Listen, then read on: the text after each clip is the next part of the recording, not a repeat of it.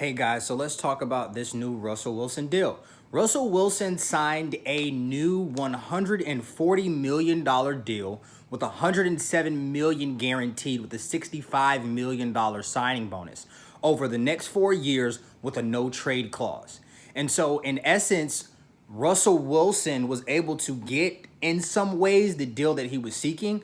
The details of the deal, besides the basic information about how much money he's supposed to get over the 4 years, has been released. There was one thing that news media outlet sources, blogs, and everybody else was saying was Russell Wilson going to get the salary cap portion of the deal that he was looking for? In essence, saying that he was going to represent a particular piece of the salary cap. So every time the salary cap increased, he was going to get a pay increase.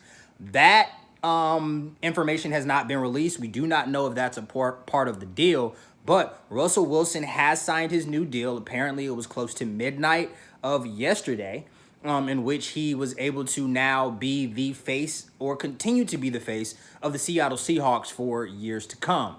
I feel that Russell Wilson is getting paid the way he should be getting paid, being the fact that under Russell Wilson, it says here that they have had a record of 75, 36, and 1 in the regular season, with 6 playoff appearances in the past 7 years, and he's been selected to 5 Pro Bowls, averaging 28 touchdowns per season with a passer rating of 100.3. So he has performed. He completely outperformed his previous deal. And in addition to completely outperforming his previous deal, he has been a stand-up guy in the city of Seattle. And in addition to that, a stand-up guy or a marketable figure for the NFL. People were always saying that, he wants to leave and go to other places because of his wife and things of that nature. But at the end of the day, his wife has her brand, but he also has his. And in addition to that, he is a football player. And he's going to want to play for whatever organization values him the most. And in addition to valuing him the most, he also wants to play for an organization that is going to allow him to be the best he can be, or to represent himself to the fullest extent. And so he has deep roots in Seattle because he's been there his entire career. So he was able to get a good deal. Was it the deal that he or his agent, who primarily deals with baseball players, really wanted for him? We don't know, because all of the details about the contract have not been released. But he did sign a new deal yesterday. I wasn't entirely correct when I said that he wasn't going to get a new deal. That's not what I said. In actuality, I said that the deal that he wants involving the salary cap clause, so close to the CBA ending and renegotiations taking place after the season, where you have a bunch of guys holding out. I didn't think he was going to get that portion of the deal, but we don't know about that yet, because all the details about it outside of the lump sum amount of money that he's going to get signing, the guaranteed dollars in the overall contract, is the only information that we have. I kind of also figured that they were going to continue to keep Russell Wilson, because if you remember during the Super Bowl, when they decided to make Russell Wilson pass the ball instead of giving the ball to Marshawn Lynch, that to me was a symbol of the fact that they wanted to make Russell Wilson the guy in Seattle. They wanted him to be the face of the franchise, so that if they won, he would be the guy representing the organization. So because of that, I feel like Russell Wilson is the perfect fit for them as it relates to not just a performance standpoint, but an image standpoint. And they were willing to get rid of everybody else just to make sure they kept Russell Wilson. They weren't going to let Russell Wilson walk out of the door, which shows you how much they have invested in Russell Wilson and what they want from him. But yeah, he did sign a new deal. Like I said, for 4 years. What does it say here? $140 million with $107 guaranteed with a no trade clause. So that means that he's going to be with them foreseeable for the next 4 years.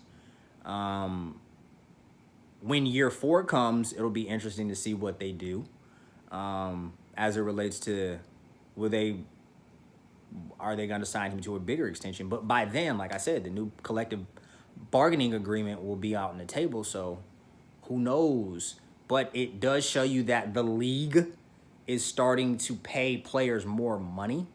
But like I said earlier in my previous video, I feel like this is all acts of good faith because they understand that the collective bargaining agreement is ending and they want to try to make things okay with the players so that they can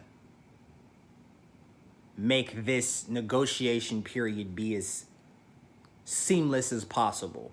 But you have a lot of guys that are already telling them this ain't happening. We're holding out. We want TV money. We want part of the sponsorship money.